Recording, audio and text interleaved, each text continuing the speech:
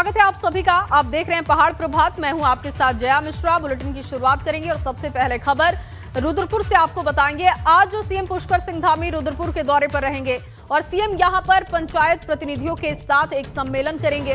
ये कार्यक्रम राज्य सरकार की योजना से संबंधित है और सीएम पुष्कर सिंह धामी के साथ कार्यक्रम में केंद्रीय रक्षा एवं पर्यटन राज्य मंत्री अजय भट्ट होंगे, पंचायती राज मंत्री अरविंद पांडे होंगे, उधम सिंह नगर के प्रभारी मंत्री स्वामी यतीश्वरानंद भी मौजूद होंगे। तो रुद्रपुर दौरे पर सीएम धामी होंगे और उनके साथ तमाम बड़े नेता मौजूद होंगे। सीएम के साथ कई मंत्री भी इस सम्मेलन में शिरकत करेंगे। आपको बताएं, केंद्रीय रक्षा राज्य मंत्री अजय भट्ट कार्यक्रम में पहुंचेंगे। पंचायती राज्य मंत्री अरविंद पांडे भी कार्यक्रम का हिस्सा होंगे। उधर अल्मोड़ा में आज संविधान सम्मान समारोह होना है, जिसमें कांग्रेस के पूर्व सीएम हरीश रावत शिरकत करेंगे। वो दोपहर 2 बजे अल्मोड़ा पहुंचेंगे और इनके साथ पूर्व विधानसभा अध्यक्ष और विधायक गोविंद सिंह कुंजवाल होंगे। इसके साथ ही कई कांग्रेसी नेता भी कार्यक्रम में मौजूद होंगे। अल्मोड़ा के जागेश्वर विधानसभा क्षेत्र में कांग्रेस का ये सम्मान समारोह होना है। तो आज संविधान सम्मान समारोह होगा। पूर्व सीएम हरीश रावत कार्यक्रम में शिरकत करेंगे और इसके साथ साथ आपको बताएं कि कई कांग्रेसी नेता भी कार्यक्रम का हिस्सा होंगे। पूर्व विधानसभा अध्यक्ष गोविंद सिंह कुंजवाल कार्यक्रम का हिस्सा होंगे। कई बड़े कांग्रेस के नेता जो कि कार्यक्रम में पहुंचेंगे। जागेश्वर विधानसभा में कार्यक्रम का आयोजन किया जा रहा है और कांग्रेस की तरफ से इस कार्यक्रम का आयोजन किया जा रहा है। पूर्व सीएम हरीश रावत इस कार्यक्रम में मुख्य अतिथि के तौर पर पहुंचेंगे। इसके साथ साथ आपको बताएं, कई कांग्रेसी नेता भी सम्मान समारोह में पहुंचेंगे। उधर आम आदमी पार्टी भी चुनाव को लेकर तैयारियों में जुट गई है। आपके प्रदेश प्रभारी दिनेश मोहनिया 25 नवंबर से विजय शंखनाद यात्रा शुरू करने जा रहे हैं, जिसकी शुरुआत कुमाऊं की 4 विधानसभाओं से होगी। 25 नवंबर को आपकी यात्रा गंगोली हाट पहुंचेगी और फिर 26 नवंबर को पिथौरागढ़, 27 नवंबर को लोहाघाट और 28 नवंबर को चंपावत में यात्रा ये पहुंचेगी। इस दौरान प्रदेश प्रभारी दिनेश मोहनिया पार्टी पदाधिकारियों से मुलाकात करेंगे और आगामी चुनावी रणनीतियों पर चर्चा भी करेंगे। इसके अलावा अलग अलग विधानसभाओं में आज आम आदमी पार्टी समीक्षा बैठक भी करेगी। घर घर पार्टी के प्रचार प्रसार की नीतियों पर अहम चर्चा का प्लान है। उधर हरिद्वार से कल अजय कोठियाल मुफ्त तीर्थ यात्रा रजिस्ट्रेशन का शुभारंभ कर चुके हैं और अभी कुछ दिनों पहले ही दिल्ली के मुख्यमंत्री अरविंद केजरीवाल ने हरिद्वार पहुंचकर इसका ऐलान किया था, जिसके बाद अब इसकी तैयारी भी शुरू कर दी गई है। और इसी खबर पर ज्यादा जानकारी के साथ विनोद कुमार मौजूद हैं। विनोद, लगातार हम देख रहे हैं कि आम आदमी पार्टी की तरफ से एक के बाद एक कार्यक्रम चलाए जा रहे हैं और इसी कड़ी में एक बार फिर से पार्टी को मजबूत करने के लिए अलग अलग कार्यक्रम देखने को मिलेंगे। क्या आम आदमी पार्टी का कार्यक्रम रहने वाला है और किस तरीके से उसे धार देने की कोशिश कर रही है पार्टी?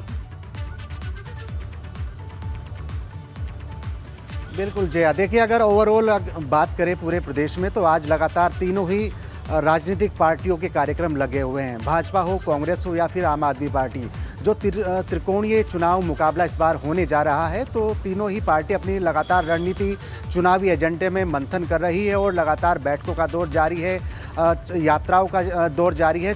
लगातार क्षेत्रों में तीनों ही पार्टी के प्रतिनिधि जा रहे हैं। सबसे पहले अगर बात करें तो आज मुख्यमंत्री पुष्कर सिंह धामी रुद्रपुर के दौरे पर हैं, जहां पर वो पंचायत विभाग के तमाम जो राज्य स्तर के अभिमुखीकरण कार्यशाला है उसका आज वो शुभारंभ करेंगे। उस कार्यशाला में वो शिरकत करने जा रहे हैं। उसके साथ साथ उनके साथ में केंद्रीय मंत्री रक्षा राज्य मंत्री अजय भट्ट होंगे और प्रभारी मंत्री यतीश्वरानंद होंगे। पंचायत के प्रतिनिधियों से बात होगी और उसके अलावा कोशिश यही है जया, निशाने पर सिर्फ 2022 है। और इसके अलावा अगर बात करें तो आज श्रीनगर में भाजपा के बड़े दिग्गज नेताओं का जमावड़ा लगने वाला है, क्योंकि 11 बजे के बाद में तमाम जितने भी चुनाव प्रभारी हैं, सह प्रभारी हैं, प्रदेश अध्यक्ष हैं या फिर तमाम अन्य पार्टी के वरिष्ठ नेता हैं, वो श्रीनगर पहुंचेंगे। श्रीनगर में तमाम अलग अलग जनपदों के यानी 3 जनपदों की कोर ग्रुप की बैठक होनी है, जिसमें चमोली है, पौड़ी है, रुद्रप्रयाग है। तो चुनावी एजेंडे और तमाम रणनीति को लेकर आज मंथन है। दूसरी अगर बात करें तो अल्मोड़ा में आज पूर्व मुख्यमंत्री हरीश रावत की संविधान सम्मान यात्रा है और उसको लेकर कांग्रेस लगातार अब पदयात्रा जिस तरह से निकाल रही थी, तो आज हजारों की संख्या में कांग्रेसी भी मैदान पर उतरेंगे और इस कार्यक्रम में भाग लेंगे। और इसके अलावा अगर आम आदमी पार्टी की बात करें तो इस त्रिकोणीय मुकाबले में इस बार यानी पहली बार आम आदमी पार्टी ने दस्तक दी है। तो और इसी क्रम में आज जो प्रदेश प्रभारी हैं दिनेश मोहनिया, उन्होंने कुमाऊं के क्षेत्र में तमाम अलग अलग जगहों पर जाएंगे, लोगों से बातचीत करेंगे, कार्यकर्ताओं से बातचीत करेंगे और अपने जिस तरह से चुनावी एजेंडे, चुनावी रणनीति को लेकर आम आदमी पार्टी तैयार हो रही है, तो ये जरूर कह सकते हैं कि जया की तीनों ही पार्टी लगातार अपनी चुनावी रणनीति में है। भाजपा हो, कांग्रेस हो या फिर आम आदमी पार्टी, तमाम अलग अलग क्षेत्रों में चुनावी प्रचार कर रहे हैं क्योंकि चुनावी बिगुल बच चुका है। सबसे अगर बात करें तो इम्पोर्टेंट यही है कि सीएम एक तरफ रुद्रपुर में है, तमाम प्रतिनिधियों के तमाम पार्टियां जितना खुद को मजबूत कर सकती हैं, खुद को मजबूती दे और वोटर्स की संख्या वो बढ़ा सके। बहुत शुक्रिया तमाम जानकारी के लिए। विधानसभा चुनाव को लेकर भाजपा ने भी अपनी रणनीति को धार देनी शुरू कर दी है और इसी सिलसिले में भाजपा चुनाव प्रभारी प्रहलाद जोशी देहरादून पहुंचे। 2022 के विधानसभा चुनाव के मद्देनजर भाजपा मंथन कर रही है, जिसका सिलसिला आज भी जारी रहेगा। आज भी भाजपा प्रदेश कार्यालय पर बैठकों का दौर देखने को मिलेगा और इसमें सबसे महत्वपूर्ण चुनावों के लिए गठित की गई भाजपा की 33 कमेटियों की बैठक होगी, जो चुनावों के मद्देनजर भाजपा की तरफ से गठित की गई है। रात 8:30 बजे से लेकर 9:30 बजे तक प्रदेश अध्यक्ष, चुनाव प्रभारी, सह प्रभारी, प्रदेश प्रभारी एवं महामंत्री मीटिंग में शामिल होंगे। आपको बता दें कि आज भी चुनाव प्रबंधन समिति की पहली बैठक होगी। चुनाव प्रबंधन समितियां बनाई गई, 33 समितियां, उन समितियों की अलग अलग ग्रुपों में बैठकें सुनिश्चित की गई हैं। इसके अलावा हमारे चुनाव प्रभारी और संगठन के प्रभारी श्रीनगर में रुद्रप्रयाग, चमोली और पौड़ी जनपद की जो विधानसभा की हमारी कोर कमेटियां बनाई गई हैं, उस बैठक को भी वो लेंगे और अपने इस 2 दिवसीय प्रवास के दौरान वो विभिन्न प्रकार की बैठकों में शामिल होने वाले हैं। उत्तराखंड विधानसभा चुनाव की सरगर्मियां तेज हो चुकी हैं और यही कारण है कि पीएम मोदी का आगामी 3 दिसंबर को उत्तराखंड का दौरा तय किया गया है। बीजेपी प्रदेश अध्यक्ष मदन कौशिक ने इसकी पुष्टि भी की है। कौशिक ने कहा कि पीएम नरेंद्र मोदी अगले सप्ताह देहरादून में एक बड़ी जनसभा करेंगे, जिससे कि साफ है कि पीएम का ये दौरा चुनावी होगा, जिसमें वो लोगों को केंद्र सरकार की जन कल्याणकारी योजनाओं से अवगत भी कराएंगे। प्रधानमंत्री नरेंद्र मोदी 3 दिसंबर को देहरादून आ रहे हैं और इससे पहले पीएम मोदी 1 महीने में उत्तराखंड में 2 बार आ चुके हैं। वो 7 अक्टूबर को ऋषिकेश आए थे और 4 नवंबर को उन्होंने केदारनाथ धाम के दर्शन किए थे। इस बार पीएम चुनावी रैली को संबोधित करने देहरादून आ रहे हैं। आपको बता दें कि 2022 के लिए प्रदेश में भाजपा ने 60 से अधिक सीटें जीतने का लक्ष्य तय किया है।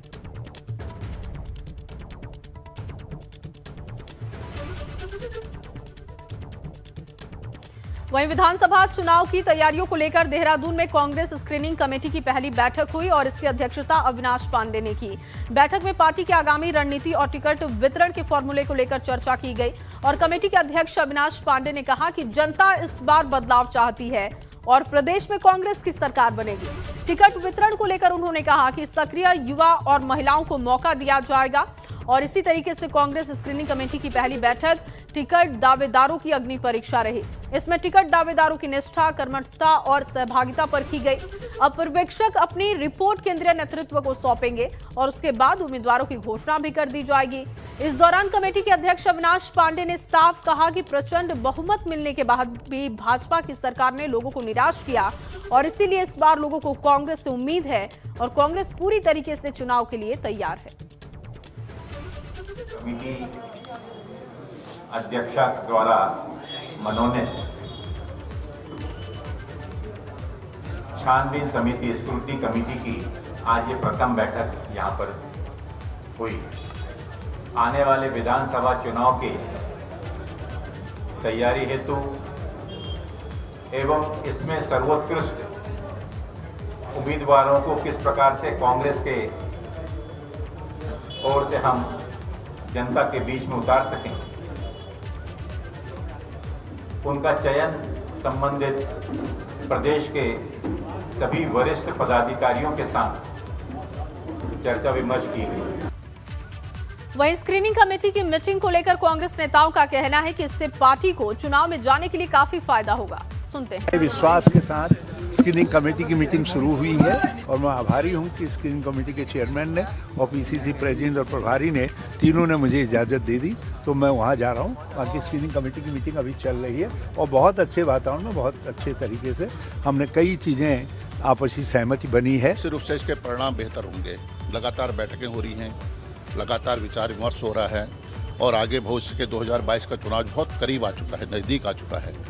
इसमें हम सब ने मिलकर एकजुट होकर इस चुनाव को अपने हाथों में लेना है और जो निश्चित रूप से मेरा मत है कि जिस तरह का वातावरण है, माहौल है, भारतीय जनता पार्टी की सरकार जा रही है, सूर्यास्त अस्त हो रहा है और कांग्रेस की निश्चित रूप से बहुत बड़ी वापसी होगी। इसमें कुछ रणनीति और जो उनका निर्देश आएगा उसका पालन होगा। इसमें कुछ डिस्कशन भी होगा कि आगे कैसे बढ़ना है, क्या करना है, क्योंकि हम जानते हैं कि सारा पक्ष जो है वो कांग्रेस, माहौल जो है कांग्रेस के पक्ष में है। हम ये भी जानते हैं कि जनता में आक्रोश भी बहुत है, तो उसको किस तरह से हम आगे ले जाएं, किस तरह से हम चुनाव जीतें और किस तरह से हम 22 में कांग्रेस की सरकार बनाएं। और चलिए इस बीच आपको एक बड़ी जानकारी दे, राष्ट्रपति रामनाथ कोविंद देहरादून आ सकते हैं, इस बात की जानकारी मिली है और 10 दिसंबर को राष्ट्रपति का देहरादून आने का संभावित कार्यक्रम बताया जा रहा है। 11 दिसंबर को होने वाली IMA के POP में राष्ट्रपति शामिल हो सकते हैं और 28 नवंबर को राष्ट्रपति कोविंद का हरिद्वार दौरा फाइनल है। तो बड़ी जानकारी मिल रही है, 28 नवंबर को राष्ट्रपति कोविंद का हरिद्वार दौरा फाइनल है, लेकिन उससे पहले राष्ट्रपति रामनाथ कोविंद का एक और दौरा देहरादून का संभावित माना जा रहा है। तो राष्ट्रपति रामनाथ कोविंद आ सकते हैं। 10 दिसंबर को राष्ट्रपति का देहरादून आने का संभावित कार्यक्रम बताया जा रहा है, क्योंकि 11 दिसंबर को IMA के कार्यक्रम में वो शामिल हो सकते हैं। उधर देवस्थानम बोर्ड को लेकर तीर्थ पुरोहितों के विरोध के बाद अब भाजपा सरकार के ऊपर काफी दबाव है और इसीलिए कहा जा रहा है कि प्रदेश सरकार देवस्थानम बोर्ड को जल्द रद्द करने का ऐलान कर सकती है। उधर तीर्थ पुरोहित भी सरकार के फैसले के खिलाफ लगातार विरोध जता रहे हैं।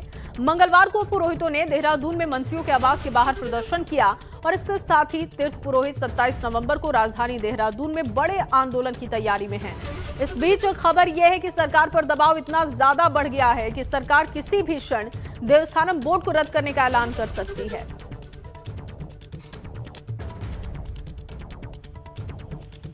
और एक बड़ी जानकारी आपको देहरादून से दे, मसूरी में बनने वाली टनल का शिलान्यास करेंगे नितिन गडकरी। ये बड़ी जानकारी मिल रही है। मसूरी विधायक और कैबिनेट मंत्री गणेश जोशी ने नितिन गडकरी से अनुरोध किया है कि वो शिलान्यास करें। उस कार्यक्रम में पहुंचे। दिसंबर के पहले सप्ताह में टनल का शिलान्यास किया जाना है।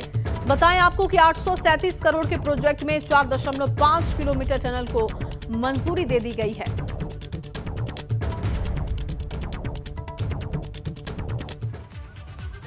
उधर देहरादून में सैन्य धाम निर्माण के लिए नैनीताल के शहीद मेजर राजेश अधिकारी और लॉन्स नायक प्रकाश लाल के घरों से मिट्टी भेजी गई है। इस दौरान पहले शहीद मेजर राजेश अधिकारी और शहीद लॉन्स नायक प्रकाश लाल को पुष्प अर्पित किए गए।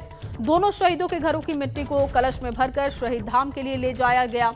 शहीद धाम निर्माण के लिए खुद शहीदों के परिजनों ने अपने घरों की मिट्टी दी है और इसके लिए एक कार्यक्रम का आयोजन भी किया गया। कार्यक्रम में प्रशासनिक, सैन्य अधिकारी, पूर्व सैनिक, पुलिस और क्षेत्र के जनप्रतिनिधि मौजूद रहे। राजेश अधिकारी महावीर चक्रा साहब के घर पे आए हुए हैं और यहाँ से पावन मिट्टी को लेके जा रहे हैं और 6 दिसंबर के दिन ये हल्द्वानी से जो है वार मेमोरियल से जो है वहाँ पर एक विधिवत इसका एक प्रोग्राम होगा। उसके तहत फिर आगे हम जाएंगे। 7 तारीख के दिन हम देहरादून जाकर इसको फिर जो जहाँ सैन्य धाम बन रहा है वो पावन सैन्य धाम के जो फाउंडेशन है उसके अंदर ये मिट्टी को जो है वहाँ पर अर्पण करेंगे और जिससे कि जो है हमारे शहीदों को, बॉर्डर्स पर जो है हमारे जवान हैं, उनको ये लगे कि देश हमारे पीछे है और हम सरहद पर बेहतरीन तरीके से अपने काम को अंजाम दें।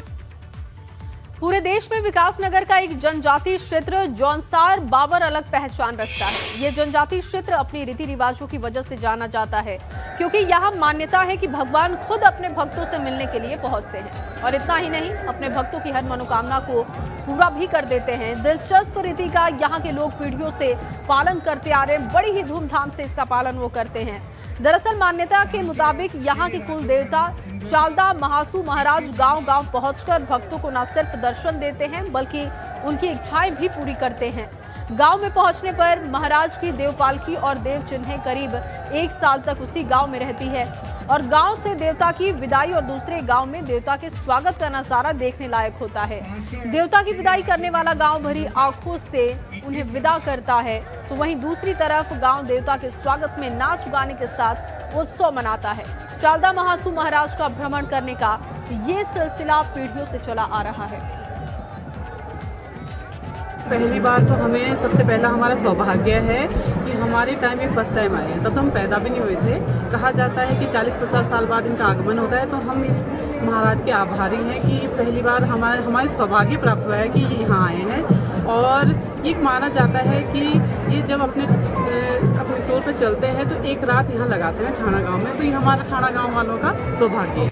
2022 के विधानसभा चुनाव आते ही बैठकों का दौर शुरू हो चुका है और इसी क्रम में कांग्रेस के जिला पर्यवेक्षक रश्मि पवार ने रानीखेत में 3 विधानसभाओं की बैठक ली है। इसमें रानीखेत विधायक, द्वार हाट के पूर्व विधायक और सल्ट विधानसभा के कार्यकर्ता विधानसभा चुनाव के दावेदार मौजूद रहे। संगठन से संबंधित आज बैठक हमने शुरुआत की है। AICC की तरफ से मुझे यहाँ की तीनों विधानसभाओं का पर्यवेक्षक नियुक्त किया गया है और यहाँ पर चुनाव तक मैं यहीं रहने वाली हूँ। संगठन में सामंजस्य बना रहे, हर गांव तक हम लोग पहुँच जाएं। संगठन की हमारी कांग्रेस के कैंडिडेट्स और सबके बीच में समन्वय बनाने के लिए मुझे यहाँ पर भेजा गया। उधर कोटद्वार में भाजपा की तरफ से घर घर भाजपा हर घर भाजपा महासंपर्क अभियान चलाया गया, जिसके तहत विधानसभा के बालासोड वार्ड 24 में पार्टी कार्यकर्ताओं ने संपर्क अभियान चलाया। भाजपा नेताओं का कहना है कि वो घर घर जाकर लोगों के सामने सरकार के विकास कामों का लेखा जोखा रख रहे हैं। लेवल तक जा चुके हैं। अब भारतीय जनता पार्टी के जो नए कार्यक्रम के अनुसार हम हर हर भाजपा घर घर भाजपा, भारतीय जनता पार्टी के झंडे बैनर सारे हम घर घर जाएंगे और भारतीय जनता पार्टी के प्रति जो हम लोगों ने काम किया है अपने कार्यकर्ताओं का मनोबल बढ़ाएंगे। और इसीलिए हम आज अपने विधानसभा क्षेत्र के अंदर बालासोड के अंदर हर हर भाजपा घर घर भाजपा की योजना के तहत हम आज हर घर के अंदर जा रहे हैं। उधर कोटद्वार में इन दिनों सट्टे का धंधा जोरों पर चल रहा है, जिस वजह से कितने ही लोग सट्टे के चक्कर में अपने घर की जमा पूंजी इसमें बर्बाद कर चुके हैं। सट्टे के इस खेल को बढ़ावा देने सटोरी ग्राहकों को मुफ्त में स्कीम देखने के लिए सट्टे के नंबर वाले चार्ट भी मुहैया करवा रहे हैं। हम लोगों ने 5 अभियोग सट्टे में पंजीकृत किए, जिसमें हम लोगों ने जो है 12,000 के लगभग कैश भी बरामद किया और आगे भी इसमें लगातार कार्रवाई करी जा रही है। और अब खबर उत्तरकाशी से, जहां उत्तरकाशी के मोरी ब्लॉक में स्कूली बच्चे पिछले काफी समय से बीमार हैं। आराकोट बंगाड़ में स्वास्थ्य विभाग की टीम जांच के लिए पहुंची है। डॉक्टर्स का कहना है कि इन बच्चों की तबीयत दूषित पानी पीने से हुई है। डॉक्टरों ने 90 बच्चों के स्वास्थ्य की जांच की है, जिसमें 30 बच्चों में पीलिया की शिकायत मिली है। बीमार पाए गए 30 बच्चों में से जो जिनको थोड़ी ज्यादा ऐसे लग रहा था, वैसे प्रथम दृष्टि उनकी उल्टी और जिम जाना और जांच करने पर उसकी आंखों देखने पे पीलिया का शक हुआ। इसके तहत उसमें वहाँ जो टीम गई हमारी इन बच्चों के सैंपल लिए गए। और अब खबर पिथौरागढ़ से है, जहां मुंसियारी तहसील के रिमालधार से अनियंत्रित होकर एक मैक्स गाड़ी पलट गई। हादसे में वाहन सवार लोग बाल बाल बच गए। स्थानीय लोगों की माने तो खराब सड़क की वजह से ये हादसा हुआ।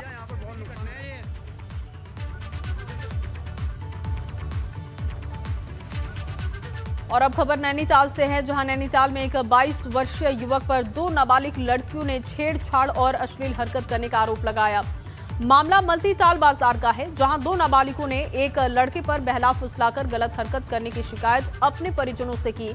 एक बच्ची के परिजन तो लोक लाज की वजह से चुप रह गए। दूसरी पीड़ित बच्ची के पिता शिकायत लेकर मल्टीताल कोतवाली पहुंच गए और शिकायत की जानकारी मिलने के बाद दूसरी बच्ची के पिता भी शिकायत करने कोतवाली पहुंच गए। पुलिस ने पॉक्सो एक्ट में मुकदमा दर्ज किया, आरोपी की तलाश शुरू कर दी है।